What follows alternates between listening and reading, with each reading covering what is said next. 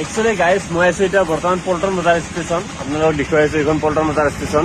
আৰু কিহৰ কাৰণে আছো আপোনালোকক কৈ আছো, ৰাতিপুৱা ওলাই আছো কমচে কম 4-6টামান বজাত। এতিয়া 200 টকামান কামাইছো। আৰু ভাইটো কিমান কামাইছা? মোৰ হৈছে 6টাৰ পৰা 100 টকা হৈছে।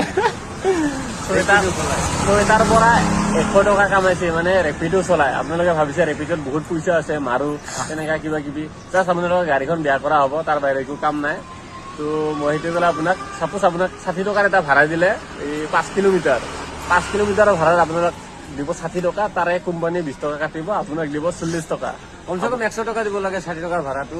আপুনি কাষ্টমাৰ বিলাকে দিবই লাগে 20 টকা 10 টকা 15 টকা কিবা এটা এক্সট্ৰা দিব লাগে।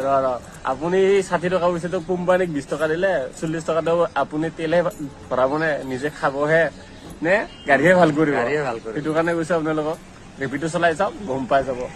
এই পল্টন বজাৰ ষ্টেচন নাজাৰা।